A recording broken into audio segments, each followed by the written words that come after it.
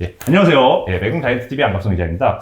자, 10월 미국 CPI 발표하면서 물가가 픽업 되겠다는 기대감과 함께 중간 선거도 끝나서 좀 여러모로 불확실성이 일부 완화된 모습 가운데 증시가 좀 소폭 반등했죠. 근데 이제 전체적으로 올해 증시 겪으신 분들은 이대로 전쟁과 물가 금리 휘둘리다가 한 해 끝나는 거 아닌지 많이 걱정되실 겁니다.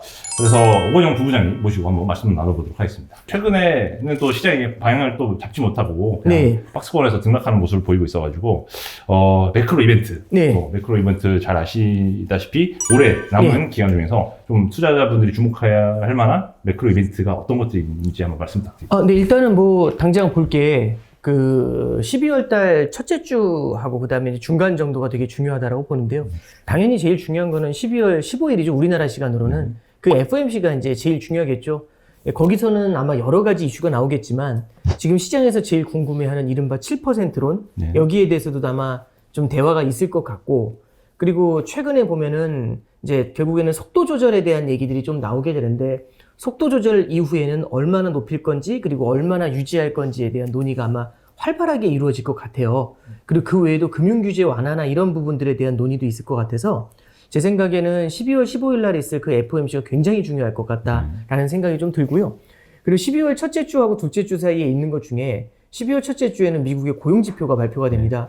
고용이 여전히 뜨거운 모습이었고 앞으로도 좀 향후에도 쉽게 꺾이지는 않을 것 같아 보이는데, 고용이 계속해서 뜨거운 모습을 보이고 임금 상승세가 뚜렷해지게 되면 이때는 연준이 약간씩은 또 새로운 고민들을 좀 할 수도 있을 것 같아요. 이게 이제 소비자 물가지수가 꺾여 나오는 모습이 보이고 있지만 이게 과연 이어질 것인지에 대한 그런 얘기들이 좀 나오게 될 것 같고요. 그 다음에 당연히 이제 12월 중순으로 가게 되면은 11월 소비자 물가지수가 발표가 되겠죠. 10월달 소비자 물가지수가 좀 빠르게 하락을 해주면서 7.7로 내려오면서 시장이 지금 방긋 웃은 거지 않습니까? 맞습니다. 근데 여기서도 그런 하락세를 좀 이어가 주는 게 되게 좀 필요할 것 같은데, 아마 이제 시장에서 이제 이런 걸 기대하는 것 같아요. 한 달치 소비자 물가 지수를 보면서 반색한 가장 큰 이유 중에 하나가 한 달이나 두 달이나 이렇게 내려오는 게 보여지잖아요. 예를 들어 연속으로 0.3, 0.4씩 물가가 내려오는 걸 보이면 이 추세로 앞으로도 이어질 거야 라는 그런 기대를 만들 수가 있습니다. 그래서 11월 달에 11월 달에 나타났었던 물가의 안정폭을 12월 달에도 만약에 이제 유지해 준다면 그때는 이제 시장이 조금 더 자신감을 찾게 되지 않나, 이제 그런 것들이 이슈가 될 겁니다. 그 이제 그 정도 말씀드리고, 거기 이제 많은 분들이 좀 주목하지 못하시는 이슈 중에는 오펙 플러스의 회의가 있어요. 이게 이제 중요한 이유 중에 하나가 감산을 한 다음에 얼마 전에 월스트리트 저널을 통해 가지고 사우디가 다시 증산을 검토한다 이런 얘기들이 좀 나와요. 이런 것들은 사실상 천군만마처럼 느껴집니다. 결국에 유가를 안정시켜주면은 인플레이션 압력을 전 세계적으로 좀 낮춰줄 수 있거든요. 그래서 이제 이게 어떻게 나오는지 하고 그거하고 엮여서 하나 말씀을 드릴 게, 이게 날짜가 정확하게 언제인지는 저도 잘 모르겠어요. 이게 이제 11월 23일 날이나 4일 날 아예 발효가 된다는 사람들도 있고 12월 5일부터 발효가 될 거다라고 보는 사람들도 있는데, 뭐가 있냐면 러시아 원유 가격 상한제가 지금 얘기가 나오고 있습니다. 러시아의 원유 가격이 너무 높다, 그러니까 러시아가 결국에는 유가가 높다 보니까 수출을 통해 가지고 달러 벌이를 하고 있거든요. 달러가 계속 들어오게 되니까 러시아 루블화 환율이 굉장히 안정적이에요. 잠깐 말씀을 드리면 2월 24일 날 전쟁이 나기 직전에 루블화 환율이 달러당 80루블이었어요. 전쟁 나자마자 루블화 가치가 폭락을 하면서 1달러에 140루블까지 올라갔거든요. 그게 지금 60루블입니다.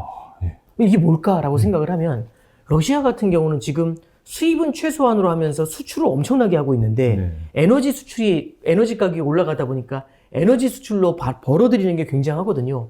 그래서 러시아 무역 흑자가 지금 상당해요. 그래서 러시아가 이런 걸로 그러면은 결국엔 자금이 들어오게 되면 버틸 수가 있게 되는 거지 않습니까?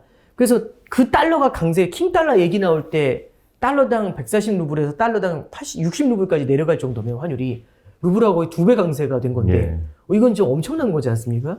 그래서 이제 시장에서 이제 많이 보는 것 중에 하나가, 미국 입장에서는 약이 오른 거죠. 러시아를 봉쇄를 해버렸는데 되려 루블화가 강세로 가니까 그럼 러시아가 자체적으로 무너지면서 종전이 빨라진다, 이거 기대하기가 쉽지 않거든요. 그래서 이제 러시아에 대해서 이제 하는 봉쇄 중에 하나가 뭐냐면, 원유 가격에 상한을 두자. 러시아산 원유는 60달러 이상으로는 살 수 없게 하자, 이렇게 제안을 하는 겁니다. 처음에는 이게 국제유가, 일반적으로 돌아다니는 시장 가격에 30% 할인된 70%로 하자라고 했다가 이런 논의가 있었대요. 그러면 러시아에서 감산을 확 해가지고 유가를 끌어올리게 되면 올라버린 유가의 70%면 그것도 높은 거 아니냐, 이제 이런 얘기들이 막 나왔나 봐요. 그래서 아예 절대 가격으로 지금 60불에서 70불, 그 정도 선에서 아마 결정이 될 것 같습니다. 네. 이걸 왜 말씀드리냐면, 이렇게 도입을 했었을 때, 그러면 유가가 안정되겠네라고 바라보는 입장도 있지만, 다른 한쪽에서는 러시아가 그럼 아예 원유 생산을 안 해버릴 수 있다는 얘기죠. 왜냐하면 배럴당 100달러 받을 수 있는 걸 60달러 받겠다고 생산을 해서 수출할 필요가 없지 않습니까? 예. 내지는 이 원유를 다른 쪽으로 수출할 수 있다는 얘기죠. 이 봉쇄를 하는 게 주체가 미국을 중심으로 한 G7입니다. 네. 그래서 G7한테 수출하는 거 안 하고 다른 나라, 중국이나 인도 같은 나라한테 원유를 차라리 싼 가격에 넘겨주면 되지, 왜 이쪽에다가 60불밖에 못 받으면서 그 규제를 맞으면서 넘겨야 되냐, 이제 이런 얘기가 나오나 봐요. 예. 그러면 이 경우에는 오히려 글로벌 전체적으로 봤을 때 원유의 공급을 줄이는 역할을 할 수도 있습니다. 이거는 유가가 다시 들썩들썩할 수 있는 그런 갈등 요인이 될 수 있거든요. 네, 그래서 말씀드렸던 것처럼 FOMC, 고용지표, 소비자 물가지표 중요합니다. 요거 다 보는 건 중요한데, 저는 이제 오펙 플러스 회의하고, 그 다음에 이제 과연 이제 러시아에 대해서 원유 가격 상한제, 요게 어떤 영향을 주게 될지, 그걸 한번 좀 고민을 좀 해보고 있습니다. 네, 감사합니다. 12월 관련해서 투자자들이 또 그 오펙 플러스 말씀을 주셨는데, 네네. 그러면 이거에 대해서 좀 예측하기 좀 어렵지만, 네네. 요즘 뭐 종전에 대해서도 협상 얘기가 계속 나오고 있지 않습니까? 네네네. 러시아 우크라 관련해서 기준금리가 페드에서 5에서 7%까지 올리는 거 아니야? 이런 걱정을 하시는 분도 있고, 네. 아니야, 그냥 블러핑이고, 네. 그걸 너무 걱정할 거 없어. 이미 금리 네네. 상담 봤어. 이렇게 말씀하시는 분도 있는데, 네. 결국 내년도 금리와 연준의 기조에 대해서는 좀 어떻게 보고 네, 일단 첫 번째는요. 예. 블러핑일 수도 있고 아닐 수도 있는데, 이제 참 이렇게 들으시면 되게 당황스러우시겠지만, 결국에는 올해 연초에도 5%까지 금리가 올라갈 거라고 보는 사람이 없었지 않습니까? 예. 블라드가 4%가 넘어야 된다고 얘기할 때 다들 이거 블러핑이야, 다 그랬거든요. 예. 근데 이제 4%가 넘어가니까 이거는 뭐 블러핑이 아니라 당연한 것처럼 내년에 5% 찍을 거다라고 해도 아무도 안 놀라잖아요. 예. 왜냐면 다 생각을 하고 있으니까요. 만약에 물가 상승세를 진짜 잡기가 어렵다면은 그럼 7%까지도 올라갈 수도 있겠죠. 근데 그거는 먼 미래의 얘기라고 일단 생각을 하고, 일단 그 논리가 뭔지를 좀 볼 필요가 있어요. 거긴 뭐가 나오게 되냐면 테일러 룰이라는 게 나와요. 테일러 공식이라는 게 나오는데, 테일러 교수가 이제 만든 공식 같은 겁니다, 일종의. 그래서 적정 기준금리가 얼마인가 이제 그걸 보는 건데, 이 적정 기준금리를 계산을 할 때 여러 가지를 넣는데요. 그 중에 이제 예를 들어서 성장이라든지 물가를 많이 감안을 해요. 그 중에서도 이제 PC라고 해서 개인 소비 지출 물가, 이제 그런 걸 넣죠. 근데 이제 여기서 이걸 딱 넣고서 계산을 해보니까 5%에서 7% 사이 정도, 그 정도 나올 것 같아요. 그래서 조금 물가가 높다라고 생각하면 최대 7%까지도 올릴 수 있고, 그게 아니라면 5% 정도까지 될 것 같다. 그래서 5%가 넘는 게 일단은 맨데터리다. 이건 무조건 넘겨놔야 된다. 이제 이렇게 얘기를 하고 있는 거죠. 근데 이렇게 좀 보면 될 것 같아요. 이 테일러 룰이라는 것 자체가 하나의 룰 베이스지 않습니까? 공식이에요. 네. 세상이 공식에 의해서 움직일까? 저는 그렇게 생각은 하지 않아요. 물론 무시하자라는 말씀 드리는 게 아니라 그렇게 공식에 의해서 움직이는지는 잘 모르겠어요. 굉장히 다양한 변수들이 있지 않습니까? 네. 그래서 이 비슷한 질문을 사실은 11월 FOMC에서 한번 했었어요. 네. 누가 질문했냐면, 요즘 이제 우리나라 투자자분들이 워낙 스마트해지셔서 이제 이분 이름도 다 알더라고요. 닉 티밀하우스라는 분이 있어요. 네. 그분이 누구냐면 월스트리트 저널의 기자거든요. 네. 이분이 6월 달에 그 미국에서 0.75% 금리 인상하는 것에 대한 정보라고 하기보다는 그 기사를 FOMC 직전에 바로 한번 슥 흘려가지고 네. 간을 한번 봤었던 그런 케이스고, 요번에 피벗 관련된 것도 본인이 슥 흘렸던 그런 케이스예요. 그래서 닉 티밀하우스라는 이 기자가 되게 많이 유명해졌는데, 이 사람이 이번 기자회견 때 그걸 물어보더라고요. 저는 이 사람이 질문하는 걸 보면서 이걸 왜 물어보지 그 생각을 했거든요. 뭐라고 질문하냐면, 파월 회장한테 지금 금리가 4, 5% 정도 된다. 근데 소비자 물가 지수는 훨씬 높지 않냐? 최근에 내려왔어도 7.7이에요. 맞습니다. 그럼 우리는 거기까지 못 올라가냐? 이렇게 질문을 했어요. 그랬더니 이제 파월 회장이 딱 그 질문을 받은 다음에 뭐라고 얘기를 하냐면, 국내에는 번역되어 있는 건 없습니다. 네. 이렇게 영문으로 이제 그 기자회견한 거 보면 나와 있거든요. 그래서 파월 회장이 이제 제가 기억하기엔 이렇게 대답을 합니다. 좋은 질문인데, 우리 한번 이렇게 생각해 봅시다. 라면서, 첫 번째는 우리는 미래지향적을 볼 필요가 있다. 그래서 forward looking이라는 표현을 써요. 미래를 봐야 되는 거지 과거를 보면 안 된다는 얘기를 하는데, 그게 무슨 얘기냐면, 보시죠. 소비자 물가 지수가 7.7이잖아요, 연. 예. 그 얘기는 작년 이맘때부터 오늘까지 연 7.7% 올랐다는 얘기예요. 작년 이맘때 100이었으면 지금 107.7이라는 얘기죠. 그죠? 그러면 소비자 물가 지수라는 건 전년 대비 얼마입니다 라는 얘기예요. 자, 근데 은행에 가서 금리를 한번 보죠. 은행에 가셔서 정기예금 얼마예요? 딱 물어보면 전년 대비해서 오늘까지 5%입니다. 이렇게 얘기하는 사람은 없어요. 오늘 가입하면 앞으로 1년 동안에 어떻게 될지를 보는 거예요. 그러니까 결국에는 소비자 물가 지수는 지난 1년을 보는 거고 네. 그 다음에 금리라는 건 앞으로 1년을 보는 거잖아요. 맞습니다. 앞으로 1년을 본다는 거는 영어로 forward looking이 되는 거죠. 그래서 이것만 바라보면 아니고 이걸 같이 바라봐야 된다. 이제 이런 얘기를 하고 있어요. 그래서 파월 회장 같은 경우도 이제 첫 번째는 forward looking이라는 표현을 써서 테일러 룰이라는 것 가지고 그것만으로 우리가 판단하기는 좀 어려운 것 같다라는 얘기를 하면서 룰 베이스, 무언가 정해져 있는 룰이 있어서 난 이걸로만 할 거야. 이렇게 하지 않고 굉장히 다양한 툴들을 이용하려고 한다. 굉장히 베어리어스한 툴들을 이용하려고 한다. 이제 그 얘기를 하거든요. 그래서 이제 닉 기자 같은 경우도 알겠다 하면서 물러났는데 저는 이제 그 생각을 했어요. 이 질문을 왜 하고 있을까라고 했을 때 11월 FOMC 직전에도 금리가 6%까지는 올라가야 될 것 같아 라는 전망들이 조금씩 나오기 시작했거든요. 예. 그게 나왔고 닉이 질문을 했고 이번에 블라드가 5에서 7을 찍고 들어간 겁니다. 그러니까 이제 시장이 이게 뭐지? 라는 생각을 하게 되는 거죠. 저는 이렇게 봐요. 첫 번째는 이제 이런 거죠. 이 인플레이션이라는 게 생명체 같은 거예요. 예를 들어 하나 이런 퀴즈를 내보죠. 저희 집에 강아지가 한 마리 있다고 해보죠.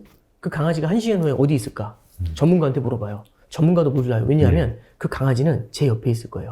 저를 하도 졸졸 따라다녀서 제가 가는 곳 옆에 앉아 있어요. 제가 화장실 옆에 앉으면 화장실에 앉아 있고 부엌 옆에 있으면 부엌에가 있고 소파에 있으면 소파에 가 있거든요. 그러면 답은 장소로 찍을 수는 없어요. 뭘로 찍어야 되냐면 당신 옆에, 당신 하는 거에 따라서. 예를 들어서 시험을 봅니다. 시험 준비를 하면서 이제 대학을 가야 되는데 서울대 갈 수 있어요? 물어보는 거죠. 근데 이제 제가 매일매일 새벽 2시까지 하는 거예요. 갈 수 있겠네 했는데 이번에 모의고사 점수가 잘 나와서 오늘부터 밤 10시에 잡니다. 네. 딱 이러면 느낌이 어떻죠? 쉽지 않겠다 이거죠. 정해져 있는 미래가 있는 게 아니라 제가 어떤 행동을 하느냐에 따라 다르거든요. 자, 그럼 보세요. 지금 연준에서는요. 고금리와 강달러라는 두 개의 무기를 갖고 거대한 두 개의 칼을 갖고서 인플레이션하고 싸우고 있어요. 네. 근데 이번에 이게 블로우가 들어간 거죠. 푹 찔렀더니 이거 들어갔어요. 그래서 인플레이션이 살짝 꺾였죠. 하면서 살짝 꺾였는데 여기서 그럼 한 다음에 칼 다 집어넣고 던지고 놀자 이러면 만약에 여기서 그럼 피벗으로 돌면 어떤 일이 벌어지냐면 한순간에 금리가 주저앉고 한순간에 달러가 약세로 갑니다. 그럼 저금리와 약달러가 오죠. 네. 그럼 무기가 없으면 못 싸우잖아요. 네. 그럼 이 괴물이 다시 세질 수 있죠. 그래서 인플레이션이라는 걸 잡으려면 지금의 고금리와 강달러가 상당 기간 이어질 것이다라는 기대를 갖고 있어야 이 인플레이션이 일단 희망이 없어야 죽을 거지 않습니까? 예. 인플레이션이라는 괴물이. 그럼 하면서 이제 죽는 그날까지는 적어도 이 두 개의 칼을 갖고 마치 내일 저금리로 전환한다 할지라도 지금은 되게 강한 모습을 보여줘야 되거든요. 근데 시장에서는 여전히 연준에 대해서 갖고 있는 게 이런 거죠. 지난 10년 동안 너무나 친절했었어요. 언제 낮춰줄 건데, 언제 낮춰줄 건데, 운전하고 이제 운전을 하다 보면 멀리 가는 여행을 할 때 이제 제가 어렸을 때 멀미를 했었던 기억이 있어요. 멀미를 네. 되게 많이 했거든요. 예. 아버지한테 조금만 가다가도 계속 물어봤어요. 언제 도착해? 3분 있다 또 물어봐요. 언제 도착해? 계속 물어보거든요. 그럼 아버지는 어떻게 답을 해야 될까요? 한숨 자. 2시간은 있어야 돼. 그러면 안 물어봐요. 그 얘기는 뭐냐면 기대를 꺾어주려면 약달러와 저금리가 찾아오는 기대, 이게 만약 인플레이션을 만들기 때문에 이 기대를 꺾어줘야 한다면 사전에 이거 꽤 오래 가야 돼. 이 얘기를 하는 게 되게 중요할 수 있어요. 내지는 그래서 연준위원들이 대부분 다 무슨 얘기를 하냐면 일단 금리 올리는 속도는 줄이는데 대신에 올려놓은 다음에 꽤 높은 금리를 오랜 기간 유지할 거야 라는 으름장을 놓는 이유가 예. 기대를 사전에 꺾어놓는 겁니다. 그리고 블라드는 거기도 조금 더 나아간 거죠. 그렇게 해도 잘 안 믿는 것 같으니까 그럼 아예 이런 거죠. 2시간은 있어야 돼 라고 하는 게 아니라 미안한데 우리가 대전까지 가는 게 아니라 부산까지 가는 거였네. 이러면 근데 완전히 기대를 포기할 거잖아요. 예. 그러면 결국에는 블라드가 7%야 딱 찍어버리면 피버 생각도 하지 말아야겠구나. 이런 기대가 생기는 거죠. 연준이 주장하는 이런 내용들이 시장에 스며들잖아요. 시장이 여기에 대해서 겁을 먹고 함부로 반응하지 않잖아요. 피벗에 대한 기대를 없애잖아요. 그럼 인플레이션을 빨리 잡을 수 있어요. 근데 만약에 쓸데없는 기대를 하고 네. 피벗 온다. 예. 피벗 온다. 약달러 다 하면서 주식 사고 막 이렇게 약달러 만들고 막 금리 낮춰질 거라고 막 생각하고 하면 인플레이션이 또 돋을 수가 있죠.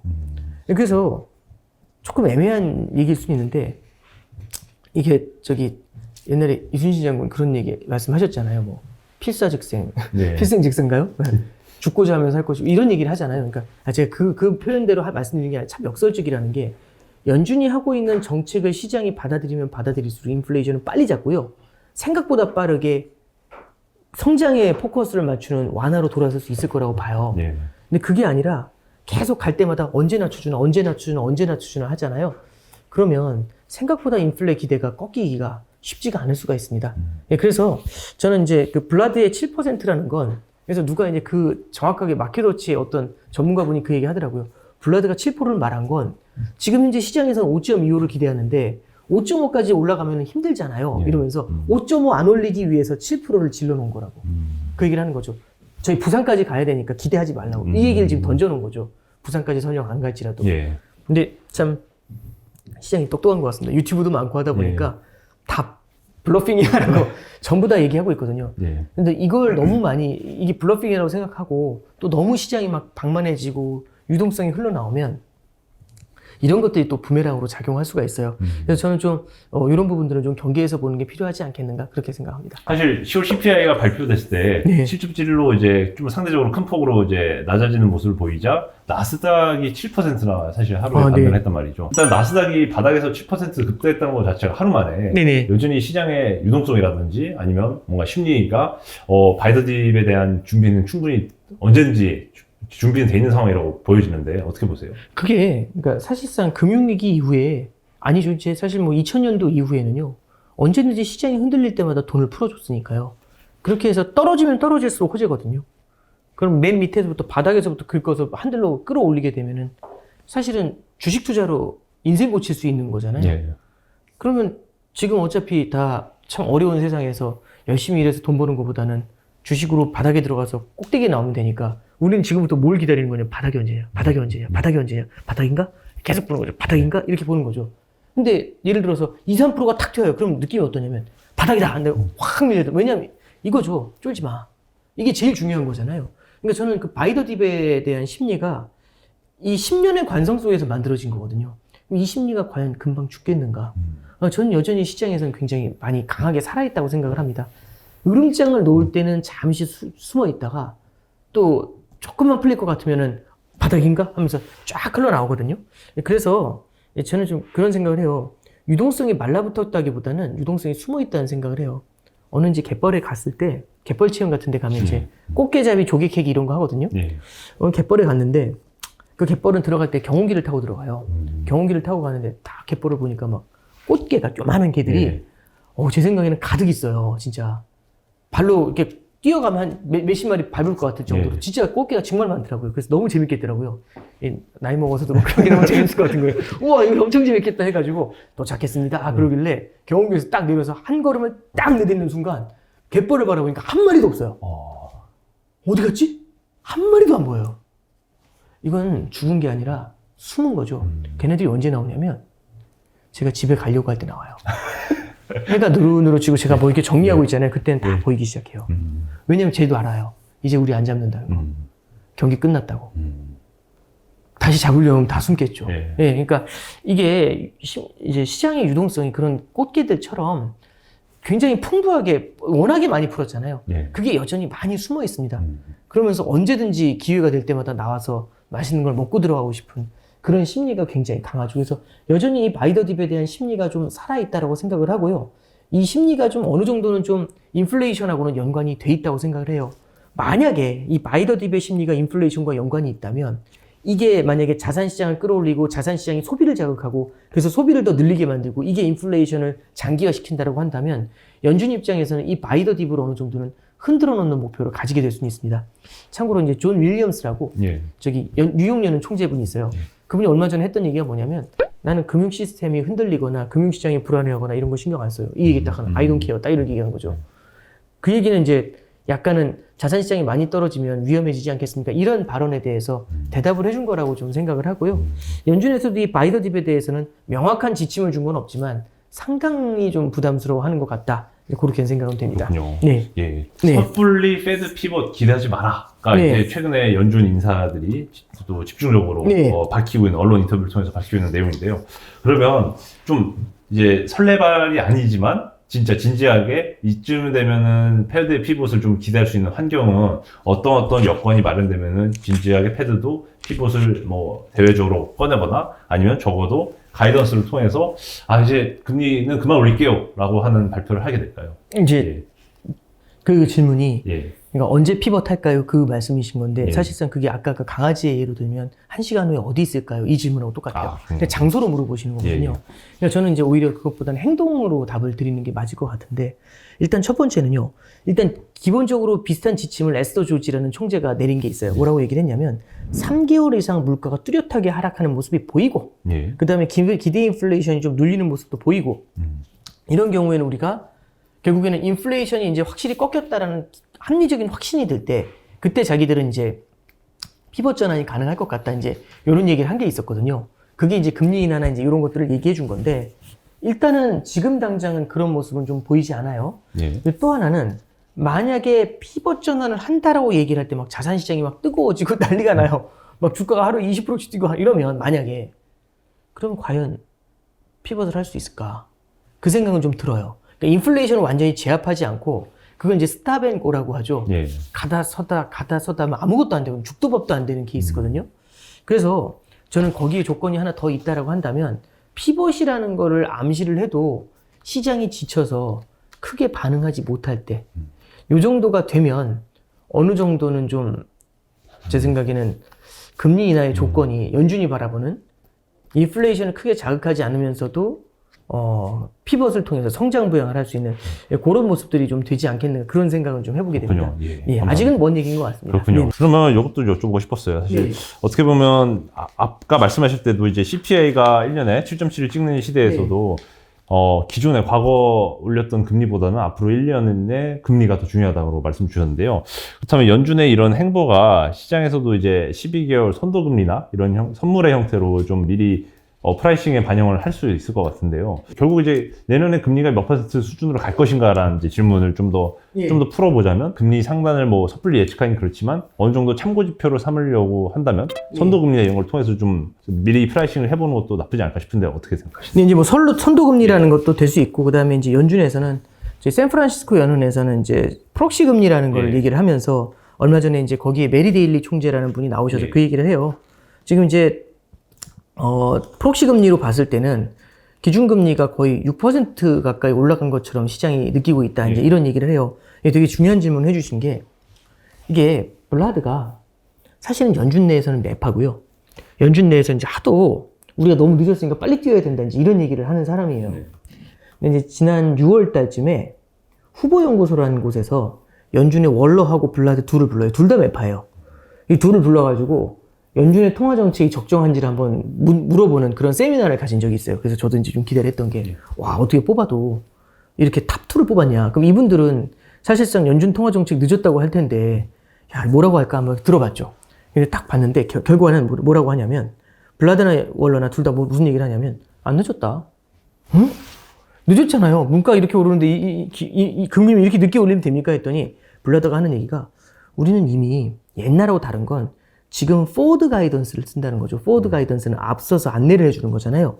우리가 금리를 언제 어느 정도 인상할 건지를 미리 알려주기 때문에 시장이 그걸 미리 땡겨서 선반영하고 있어요 라는 얘기를 명확하게 던져요. 원래도 똑같은 얘기를 하고 이구동성을 하고 있는 게 포워드 가이던스인데 그러면 올라갈 땐 지금 아직 덜 올렸지만 꽤 많이 올라간 걸 선반영하고 있을 수 있죠. 그런가요? 그러면 이 데일리나 이제 이런 분들 뭐 블라드도 똑같은데 결국에는 이 포워드 가이던스 때문에 지금의 금리는 어쩌면 5% 이상으로 올라온 그 금리를 반영을 하면서 시장에 인플레이션을 팍팍 때리고 있는 것일 수 있어요. 하나 더 생각해보면 그렇게 센 걸로 때리는데도 인플레이션이 쉽게 안 흔들리는 거죠. 근데 한 가지 더 있습니다. 이 포워드 가이던스가 올릴 때는요. 미리 선반영해서 좋아요. 내릴 때는 어떨까요? 그러면 내릴 것 같은 것도 선반영할 수 있죠. 그럼 올리고 있는 와중에도 올리는 거의 극단. 클라이맥스에서 딱 효과가 나타나야 멈추거든요. 클라이맥스에서 시장은 뭘 만져보냐면 내려오는 걸 반영할 수 있죠. 이게 포워드 가이던스의 역설이죠. 그러니까 시장에서 막 마지막에 선생님이 클라이맥스로 갈구고 있는데 선생님이 이제 클라이맥스 끝나고 집에 가실 거 생각해서 너무 좋아서 웃고 있는 거죠. 그럼 선생님 느낌이 어떨까요? 이건 뭐지? 멀티버스에서 왔나? 이 느낌일 거잖아요. 예를 들면 이제 뭐 회초리로 10대를 맞기로 했는데 한 9대쯤 맞으면 그렇죠. 이미 시장은 집에 가는 걸 선반영하고 있는 거군요. 하고 소리 지르는 거죠. 9대 맞을 때 막 환희의 막 기쁨으로 와 이제 우리는 놀 수 있다 뭐 이런 거잖아요. 그럼 10대에서 그쳐야 되나요? 그러니까 이제 블라드가 그 얘기를 한 거죠. 지금 또 이 포워드 가이던스에 병폐가 나타나서 오히려 뒤를 꺾어버릴 것 같기 때문에 그럼 속여야죠. 뭐라고 속여야 되냐면 7%까지 간다고. 그럼 이게 믿든 안 믿든 만약 이걸 따라오는 사람이 있으면 확 내려갈 걸 반영하던 애들이 조금 덜 반영하게 되잖아요. 예. 여기까지 딸려 올라오지 않더라도. 그러니까 밑을 바라보고 있을 땐 가장 큰 위를 극단을 찍어줘야 가운데로 가지 않겠습니까? 예. 그래서 지금 이제 결국에는 이런 것들이 선반영이 나타나는 것들이 어떻게 보면은 시장하고 연준하고의 괴리가 나타나는 것일 수 있어요. 연준은 선반영을 통해 가지고 시장을 인플레이션을 제압하는 쪽으로 가고 빨리 선반영으로 제압을 해가지고 나중에 금리를 좀 돌리고 싶은 거고 시장 같은 경우는 언제쯤 빨리 끝나나 예. 선반영으로 그걸 미리 반영해서 환호를 지르고 싶은 거죠. 이 둘의 이제 동상이몽이 사실은 이 결국에는 선물 시장에서도 상당히 많은 왜곡으로 나타날 수는 있다고 봅니다. 이 연준은 그래서 말씀드렸던 것처럼 목표가요. 올해 금리를 높게 유지한다. 아니면은 화끈하게 빠르게 금리를 아주 높게 올린다. 이런 게 중요한 게 아니라 인플레이션을 잡으면 됩니다. 예. 인플레이션을 잡으면 됩니다. 근데 인플레이션을 잡기 위해서 너무 빨리 이 선반영이 너무 빨리 환호성을 지르게 만들면 못 잡잖아요. 예. 그래서 환호성을 못 지르게 하려고 입을 막고 싶은 거죠, 지금. 예. 그게 지금 연준의 스탠스가 아닌가 싶습니다. 네. 지난 네. 10월 CPI가 7.7로 나왔고요. 네. 이게 사실 9월 CPI와 대비하면 0.5%포인트 정도 이제 좀 내려간 네. 이제 수치이지 않습니까? 네. 그러다 보니까 그냥 정말 단순하게 매월 0.5%포인트씩 꾸준히 월간 CPI가 전년 대비로 내려간다고 생각했을 때 1년 정도는 해야지 연준의 목표 물가는 2% 근처에 이제 도달을 하더라고요. 그렇죠. 뭐 인상 속도만 따지면 진짜 10%, 네. 20%에 약간 7, 80년대 볼커의 기한을 볼 수도 있지 않냐 이런 우려도 있는데 7, 80년대와 좀 지금의 연준이 좀 어떤 식으로 행보가 좀 다르거나 아니면 내년에 액션이 좀 차이가 있다면 좀 비교를 할 수 있을까요? 첫 번째는 예. 포워드 가이던스가 있다는 점이 네. 확실히 다른 거죠. 네. 지금은요. 이미 5% 이상의 금리로 때리고 있어요. 예. 기준금리 5% 이상으로 때리고 있어요. 계속 때려보고 있는 거죠. 그래서 포워드 가이던스라는 게 굉장히 중요한 역할을 합니다. 물론 장단점이 있기 때문에 그게 또 역설적으로 부정적인 효과를 낳을 수도 있지만 일단은 그걸로 때리고 있습니다. 그게 이제 과거와 다른 거고 또 하나는 그때 실수를 했다는 걸 연준이 너무 잘 알고 있어요. 그래서 스탑앤고로 갔을 때는 어떤 일이 벌어지게 되는지 이게 장기전으로 펼쳐질 수 있다는지 이건 알고 있어요. 그리고 세 번째는 이제 7.7% 물가지 않습니까? 네. 0.5씩 꾸준히 내려오면 2%까지 도달할 때 얼마가 몇 년이 걸릴 거야. 저는 조금 다른 게 과거에도 보면 금리 인하로 전환하는 건 2%가 되지 않아도 전환할 수 있어요. 이게 확실히 주저앉고 있구나라는 걸 알고 있으면 2%가 안 돼도 인하할 수 있어요. 예, 이게 결국엔 소비자 물가 지수는 과거를 보는 거지 않습니까? 예. 이 과거의 지표가 결국엔 내려오는 걸 언제까지 기다리겠습니까? 예. 이 지금 죽겠는데. 그래서 확실하게 이걸 제압했다라는 시그널을 좀 보려고 노력을 하고요. 그게 실질금리를 보든지 아니면은 시장에서 나타나는 인플레이션 지표를 보든지 이런 것들을 여러 가지 모델을 통해서 폭넓게 참고를 하고 있다는 게 연준의 의도다라고 보면 되고요. 하나 더 말씀드리면 0.5% 내려왔잖아요. 예. 이 그 시험 보는 거하고 똑같은 것 같아요. 10점에서 15점으로 올리는 거하고 100점 만점에 90점에서 95점으로 올리는 거하고 난이도가 같을까? 그 생각을 한번 해보는 거죠. 그러니까 이제 뭐 이게 적절한 비유인지는 잘 모르겠어요. 그러면 물가가 8에서 6으로 내려오는 속도하고 6에서 4로 내려오는 속도하고 이 난이도가 과연 같을까? 그 생각을 한번 해보는 거죠. 예를 들어서 중국 경제를 바라볼 때도 옛날에 작은 중국 경제가 10% 성장하는 거하고 예. 지금처럼 어마어마한 등치가 10% 성장하는 게 같겠는가? 예. 저는 차이는 있을 것 같아요.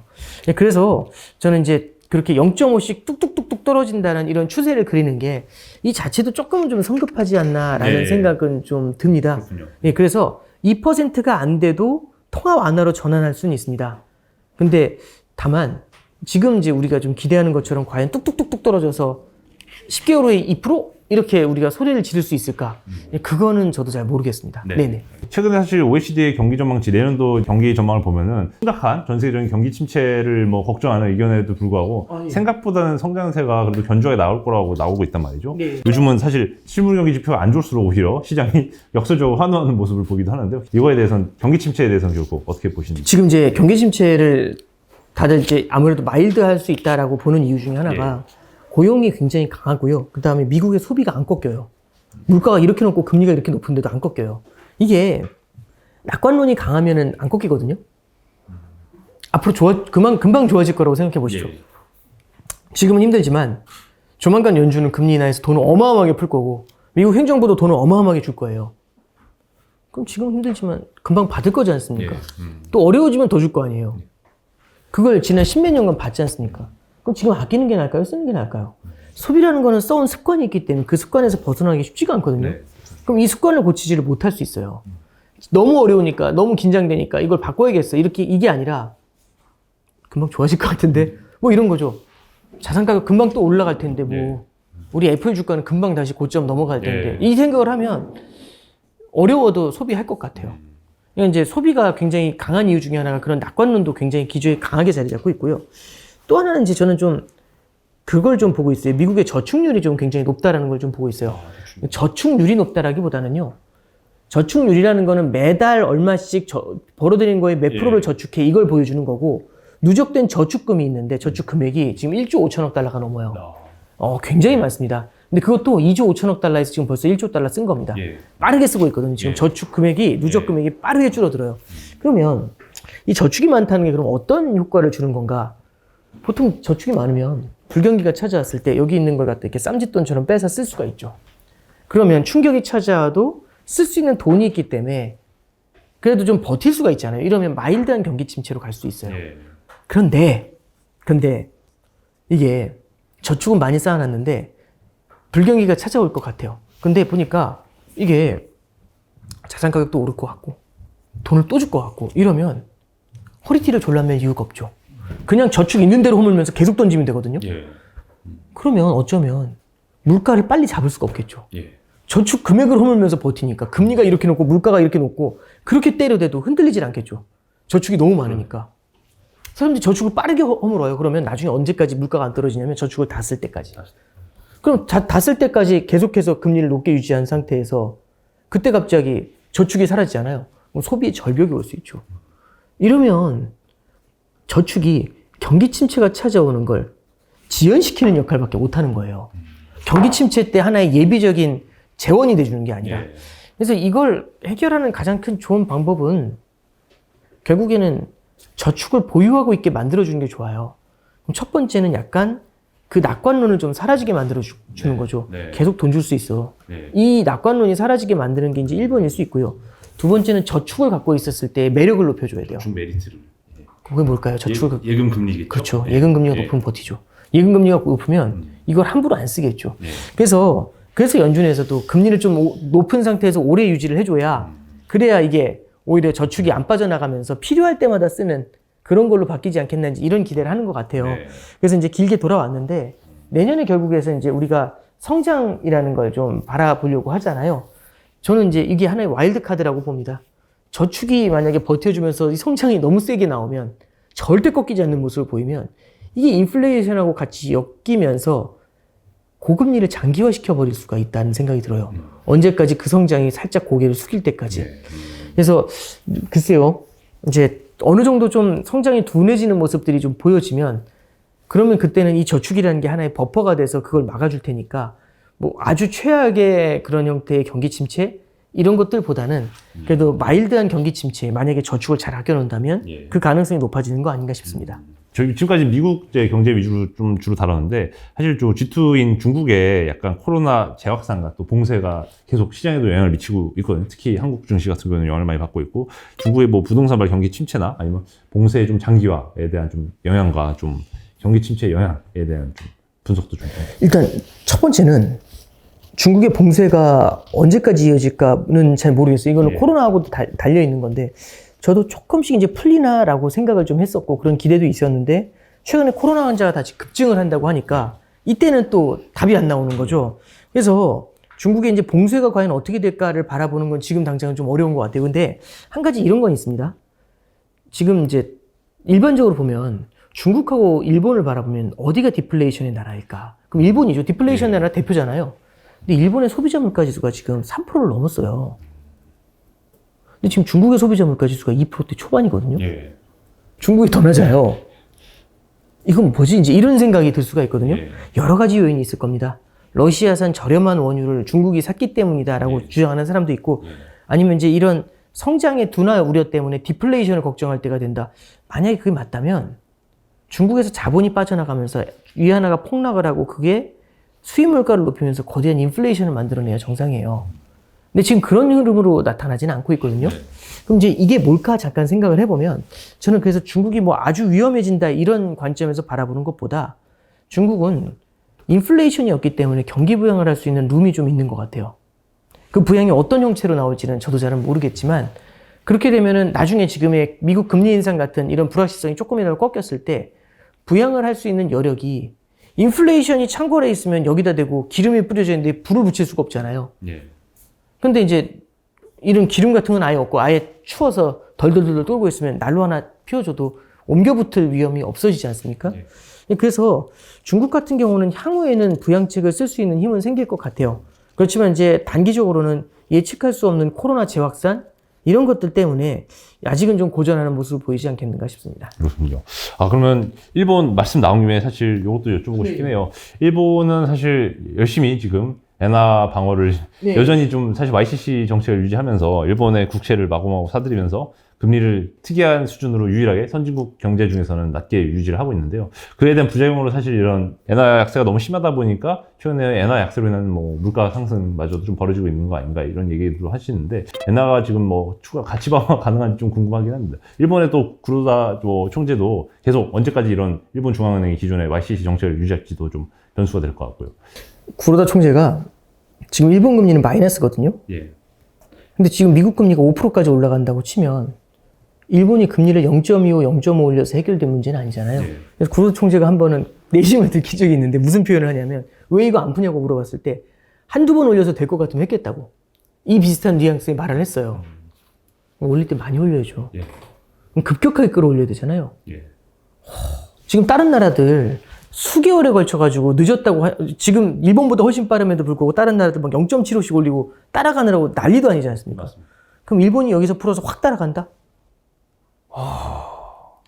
무섭지 않을까요? 일본 중앙은행도 그 불확실성에 자신이 없을 거예요.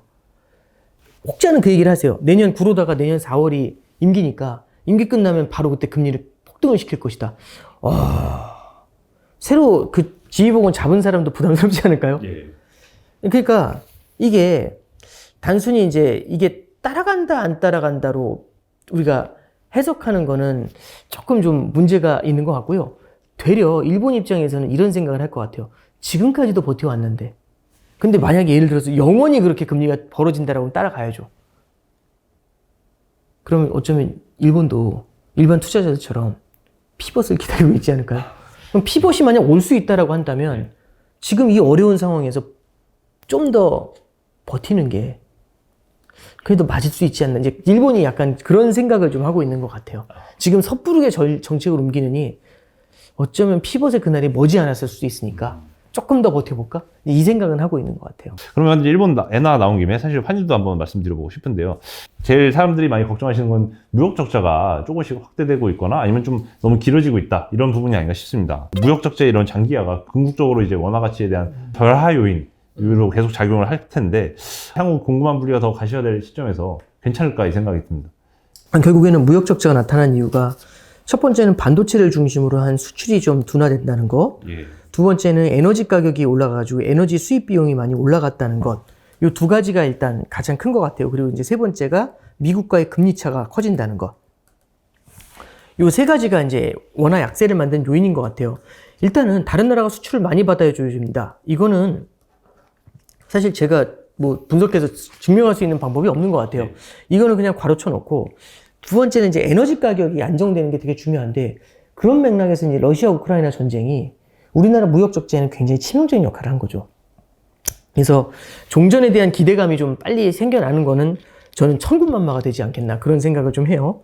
이제 세 번째는 미국 금리 인상인데 지금은 미국이 금리를 빠르게 올리고 있고 우리나라 금리 인상 속도가 미국만큼 빠르지 않다 보니까 올리면 올릴수록 이 갭이 벌어지는 문제를 보이고 있어요. 그러니까 달러가 그만큼 더 매력적인 건데 근데 이게 영원히 금리가 이렇게 벌어질까? 미국이 계속 영원히 금리를 올릴 수 있을까? 그게 아니라 어느 정도 레벨이 되면 금리 인상을 멈추겠죠. 그리고 기다리겠죠. 그러면 거북이도 토끼를 따라갈 수가 있잖아요. 한국 같은 경우는 어쩌면 미국이 금리 인상을 멈춘 다음에도 금리 인상을 해야 될 수 있어요. 왜? 따라가야 되니까. 그러면 첫 번째는 미국이 금리 인상을 멈춘다는 얘기는 이 갭이 더 이상 안 늘어난다는 게 1번이고, 두 번째는 따라갈 수도 있다는 게 2번이잖아요. 네. 그러면 만약에 따라갈 수 있다라는 생각이 들게 된다면 시장은 영원히 벌어질 거야 하면서 달러 강세를 만들었다가 따라갈 수 있나? 이 생각을 들면 그렇게 강했던 달러가 주춤해질 수도 있겠죠. 그러니까 이제 예를 들어서 이런 겁니다. 이번에 CPI가 7.7로 나오면서 그러면 생각보다 빨리 금리 인상을 멈추겠는데? 그러면 따라갈 수 있나? 라는 생각이 든 거죠. 그랬더니 이 갭이 줄어들 것 같으니까 시장이 브라보 하면서 이제 한번 크게 반등을 했었던, 그러면서 원달러 환율도 이제 원화도 굉장히 강세로 빠르게 갔고, 이제 이런 케이스를 좀 볼 수가 있는 것 같아요. 그래서 환율에 대해서는 이 정도 말씀을 좀 드렸고, 두 번째 이제 무역 수지가 적자로 가게 됐을 때는 우리나라한테 굉장히 치명적일 수 있습니다. 그래서 반도체 수출을 늘려라, 이건 쉽지 않을 것 같아요. 근데 이런 건 있죠. 에너지 수입을 좀 안정시키는 게 좋다. 에너지 절약? 지금 같은 약간 시대착오적이다, 이제 이런 말씀, 저 어렸을 때 생각이 나오고 그러지만, 어쩌면 유치해 보이지만, 이런 데서부터 하나하나 좀 시작을 해보는 게 굉장히 길게 갈 수 있잖아요. 러시아 우크라이나 전쟁이 끝날지 언제 끝날지 누가 알겠습니까? 그러니까 그런 것들을 좀 이렇게 길게 시간을 두면서 불확실성이 남아있다라는 걸 생각을 하면서 여러 가지를 절약을 하고 안전한 걸 쌓아놓는 그런 고민들을 좀 해보는 게 필요할 것 같습니다. 네. 국내에서 또 에너지 생산에, 특히 전력 에너지 생산의 주체는 또 한국전력이지 않습니까? 네. 근데 문제는 또 한국전력이 한전에서 찍어낸 채권이 지금 트리플 A라는 높은 신용등급에도 불구하고 5, 6%대 높은 금리로 시장 자금을 빨아들이고 있고, 이 때문에 오히려 지금 정작 회사에서, 이제 일선 회사에서 회사채를 통해서 이제 자금 조달이 필요한 기업들이 지금 막대한 금리 상승에 좀 고전하고 있지 않습니까? 요즘 기업 쪽에 자금 조달에도 정말 큰 문제가 채권 시장에서 계속 화두가 되고 있는 입장인데, 부장님의 보시기에 현재 좀 기업들의, 국내 기업들 자금 조달 사정과 향후 발생 가능한 뭐 디폴트라든지 뭐 신용 리스크의 이런 위기 가능성에 대해서 어떻게 보세요? 그러니까 이제 금융위기처럼 은행이 망가지고 08년도처럼 은행이 무너지고 돈이 전부 다 사라져버리는 그런 상황은 아닌 것 같고요. 지금은 은행이 굉장히 튼튼합니다. 자본 규제도 많이 해가지고 자본도 많은 편이고, 건전성 규제라든지 유동성 규제가 많아서 현금도 많이 확보하고 있어요. 그러면 은행들 입장에서는 현금도 많이 확보하고 자본도 많이 채우려면 돈 먹는 하마처럼 돈을 빨아들여야겠죠.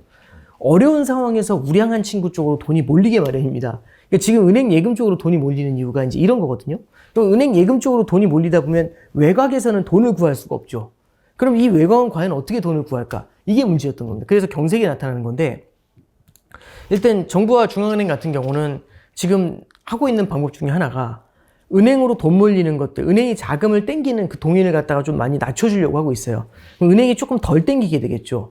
되레 은행이 바깥에 투자를 하기 시작을 합니다. 그럼 이제 어떤 일이 벌어질까요? 은행이 덜 땡기고 오히려 투자를 하기 시작을 하면, 그럼 외곽 쪽에 돈이 남아있겠죠.